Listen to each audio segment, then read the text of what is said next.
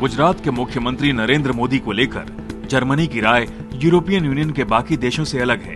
Indian express अखबार में छपी खबर के मुताबिक जर्मनी मोदी को लेकर मानवाधिकार मुद्दों और उनकी छवि को एक साथ जोड़कर देखने को लेकर सहमत नहीं है।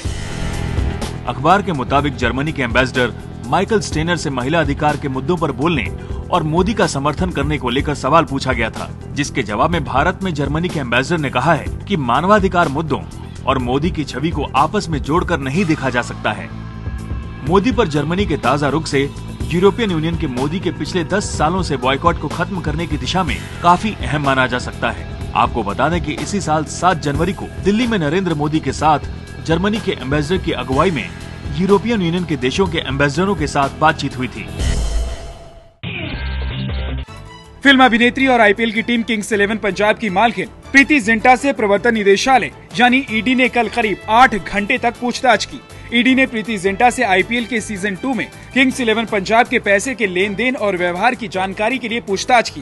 प्रीति जिंटा को ईडी ने पूछताछ के लिए समन भेजा था, जिसके बाद वो कल सुबह 10 बजे ईडी के दफ्तर में पूछताछ के लिए आई थी। बताया जा रहा है कि ईडी के अधिकारियों ने प्रीति से ये पूछा कि फ्रेंचाइजी में निवेश करने के लिए रकम कहां से जुटाई। ईडी इस बात की जांच कर रहा है कि क्या साल 2009 में आईपीएल के दूसरे सीजन को भारत की बजाय दक्षिण अफ्रीका में आयोजित करने में किसी फ्रेंचाइजी में मनी लॉन्ड्रिंग के जरिए पैसे जुटाए गए। यूपी के कुंडा में डीएसपी जियाउल हक की हत्या किसने और कैसे की, ये गुत्थी अभी तक नहीं सुलझी है। इस बीच ये सवाल खड़ा हो गया है कि आखिर डीएसपी को कितनी गोलियां लगी थी।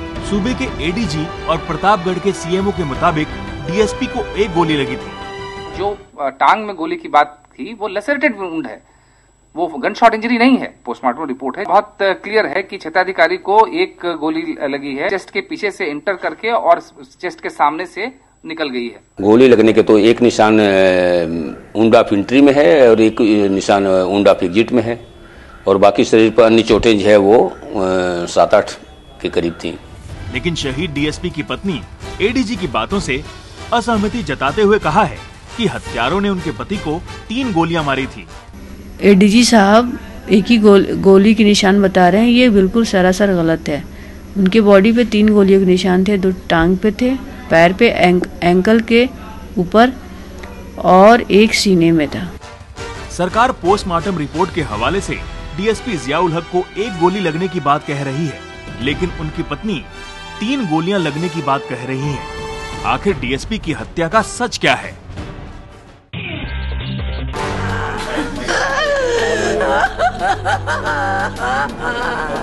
अंबेडकर नगर जिले के टांडा में स्थानीय व्यापारी राम बाबू गुप्ता की पत्नी का रो रो कर बुरा हाल है। 3 मार्च को इनके पति की हत्या कर दी गई थी। राम बाबू की पत्नी संजू देवी ने समाजवादी पार्टी के स्थानीय विधायक अजीमुल हक पहलवान पर हत्या करवाने का आरोप लगाया है। विधायक पहलवान सबके लिए करते थे, किसी को डरते नहीं थे। अजीमुल हक पहलवान है, समाजवादी पार्टी के नेता विधायक हैं, यहाँ के मिली भगत है उनकी। हत्या के समय 2 मिनट के हम लोग जब जा रहे थे तो रास्ते में अजीमुल हक पहलवान अपनी गाड़ी से वापस भी आ रहे थे। ये तस्वीरें टांडा के समाजवादी पार्टी विधायक अजीमुल हक पहलवान की है। पहलवान पहली बार टांडा से विधायक चुने गए हैं। पुलिस प्रशासन का कहना है कि एफआईआर अज्ञात लोगों के खिलाफ की गई है। जांच के दौरान जो भी मिलेगा उसके खिलाफ कार्रवाई की जाएगी। एफआईआर बनाम अज्ञात हुई है, जिसके खिलाफ भी एविडेंस आएगा, जो भी सामने आएगा इसकी निष्पक्ष विवेचना होगी और जो भी सामने होगा उसको छोड़ा नहीं। इस हत्या को लेकर पूरे टांडा में जमकर आगजनी और तोड़फोड़ हुई थी और हालात पर काबू बनाए रखने के लिए कर्फ्यू तक लगाना पड़ा।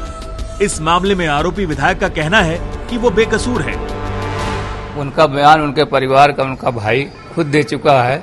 मुझसे किसी की रंजिश नहीं है और इससे किसी का मामला नहीं, मुझे पता नहीं कि किसने मार दिया है। उनका खुद जाति मामला है, उनसे कभी बातचीत भी नहीं हुई, आज तक कोई मामला भी नहीं हुआ उनसे। पीटीआई के मुताबिक कैडबरी की भारतीय इकाई कैडबरी इंडिया लिमिटेड को करीब 250 करोड़ रुपए के टैक्स की चोरी के मामले में खुफिया सेंट्रल एक्साइज के डायरेक्टर जनरल ने कारण बताओ नोटिस जारी किया है। पीटीआई के मुताबिक कैडबरी इंडिया लिमिटेड ने हिमाचल प्रदेश के बद्दी इंडस्ट्रियल एरिया में बिना प्लांट लगाए ही एक्साइज ड्यूटी में लाभ भी ले लिया। आरोपों के मुताबिक भारत सरकार की नीति के तहत हिमाचल प्रदेश में 31 मार्च 2010 से पहले कंपनी लगाने पर 10 साल के लिए एक्साइज ड्यूटी में छूट का प्रावधान था। सूत्रों के मुताबिक कैडबरी ने हिमाचल प्रदेश के बद्दी के संडोली गांव में 31 मार्च 2010 के बाद प्लांट लगाया, लेकिन एक्साइज ड्यूटी में छूट का लाभ पहले ही ले लिया, जिसे लेकर सेंट्रल एक्साइज डिपार्टमेंट ने कैडबरी इंडिया लिमिटेड को करीब 252 करोड़ रुपए के टैक्स का नोटिस भेजा है। राहुल अभी नादान है, राहुल अभी नादान है। सुना आपने, कांग्रेस पार्टी के तमाम दिग्गजों को भले ही राहुल गांधी की काबिलियत पर पूरा भरोसा हो, लेकिन योग गुरु रामदेव को राहुल नादान लगते हैं। जोधपुर में रामदेव से जब कांग्रेस उपाध्यक्ष राहुल गांधी और गुजरात के मुख्यमंत्री नरेंद्र मोदी के बारे में उनकी राय पूछी गई, तो उनका जवाब क्या था, आप खुद ही सुन लीजिए। राहुल अभी नादान है और नरेंद्र मोदी के बारे में अभी कोई टिप्पणी का वक्त है नहीं। राष्ट्रपति बनने के बाद प्रणब मुखर्जी सक्रिय राजनीति से अलग हो गए हों, लेकिन इसके बाद भी उन्होंने राजनीति के माहिर खिलाड़ी माने जाने वाले नरेंद्र मोदी के बयान की हवा निकाल दी। बांग्लादेश दौरे से लौटते समय विशेष विमान में जब प्रणब मुखर्जी से नरेंद्र मोदी के बयान पर सवाल पूछा गया, तो सुनिए प्रणब मुखर्जी ने क्या कहा। You have your own assessment. You are intelligent people. दरअसल गुजरात के मुख्यमंत्री नरेंद्र मोदी ने दिल्ली में हुई राष्ट्रीय परिषद में दिए गए भाषण में प्रणब मुखर्जी को प्रधानमंत्री मनमोहन सिंह से बेहतर नेता बताया था। आज भी मुझे लगता है मित्रों, मैं नहीं जानता हूँ मेरी पार्टी के सच्चे विचार क्या है, लेकिन मुझे लगता है काश मनमोहन सिंह जी की जगह पर अगर प्रणब मुखर्जी को प्रधानमंत्री शायद बनाए होते तो शायद इतनी बर्बादी नहीं हुई होती। हाथों में कैंडल लिए अलीगढ़ मुस्लिम यूनिवर्सिटी के ये छात्र कुंडा में मारे गए डीएसपी जियाउल हक के लिए न्याय की मांग कर रहे हैं। एएमयू में सैकड़ों छात्रों ने कल शाम कैंपस में कैंडल मार्च निकाला। छात्रों ने हत्या की साजिश रचने के आरोपी राजा भैया का पुतला भी फूंका। राजा का पुतला है, वो गुंडा है, हत्यारा है, उसको जेल के अंदर डाला जाए। और सीबीआई का लॉलीपॉप हमें नहीं चाहिए। सीबीआई आज तक आयुषी हत्याकांड पूरा नहीं कर पाई, जियाउल हक को तो क्या करेगी। ठीक है, हमें शहीद जियाउल हक के लिए इंसाफ चाहिए। और अखिलेश सरकार 7 दिन के अंदर, सिर्फ अगले 7 दिन के अंदर ये सारा फास्ट ट्रैक कोर्ट बनाए, 7 दिन के अंदर मामले को रफे दफे करे, नहीं तो हम लोग यूनिवर्सिटी की जानिब से हम लोग इंशाअल्लाह ताला कूच करने वाले हैं लखनऊ के लिए। इस बीच देवरिया जिले में आए नए डीएम विवेक कुमार ने मारे गए डीएसपी जियाउल हक के परिवार के 2 लोगों से उनका बायोडेटा मांगा है। मुख्यमंत्री अखिलेश यादव ने जियाउल हक के परिवार से मिलने के बाद 2 सदस्यों को नौकरी देने का आश्वासन दिया था। Pero también que nuestro pueblo esté serenamente preparado para enfrentar estos días duros, complejos y difíciles que nos va a tocar vivir. लंबे समय से बीमार चल रहे दक्षिण अमेरिकी देश वेनेजुएला के राष्ट्रपति ह्यूगो चावेज का निधन हो गया है।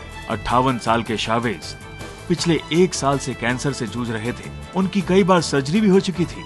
जून 2011 के बाद से चावेज की 4 बार सर्जरी हो चुकी थी। चावेज पिछले 14 सालों से वेनेजुएला के राष्ट्रपति थे। चावेज दुनिया भर में पक्के समाजवादी नेता के तौर पर जाने जाते थे। पिछले साल अक्टूबर में ही चुनाव जीतकर चौथी बार राष्ट्रपति बनने वाले चावेज के निधन पर संयुक्त राष्ट्र सहित कई देशों ने शोक जताया है। अमेरिका की पेंसिल्वेनिया यूनिवर्सिटी के वॉटन इंडिया इकोनॉमिक फोरम में भाषण रद्द होने के बाद नरेंद्र मोदी को मिला है केंद्रीय मंत्री शशि थरूर का साथ। थरूर ने कांग्रेस की लाइन से अलग हटकर कहा है कि जब वॉटन ने मोदी को बुलाया था तो उन्हें मोदी को सुनना चाहिए। अंग्रेजी चैनल एनडीटीवी से बात करते हुए थरूर ने कहा, मैं हर स्तर पर मोदी से असहमत हूँ, लेकिन मेरा मानना है कि उन्हें न बुलाकर उनकी आवाज को दबाने की कोशिश करने से ज्यादा अच्छा होता उनके काम और उनकी विचारधारा पर चर्चा करना। एक बार जब उन लोगों ने मोदी को बुलाया था तो उनका कर्तव्य था कि वो उनकी बात सुने। हालांकि मानव संसाधन राज्य मंत्री शशि थरूर ने मोदी को लेकर दिए इस बयान को पूरी तरह से अपना निजी बयान बताया और कांग्रेस पार्टी को इससे अलग कर दिया। आपको बता दें कि वीडियो कॉन्फ्रेंसिंग के जरिए 23 मार्च को होने वाला मोदी का भाषण पुराने और नए छात्रों की कड़ी प्रतिक्रियाओं के बाद रद्द कर दिया गया था। थरूर ने इस बात का भी खुलासा किया कि वॉटन इंडिया इकोनॉमिक फोरम ने करीब 6 हफ्ते पहले उनसे मुख्य वक्ता के तौर पर भाषण देने के लिए संपर्क किया था, लेकिन संसद में व्यवस्थाओं की वजह से उन्होंने मना कर दिया।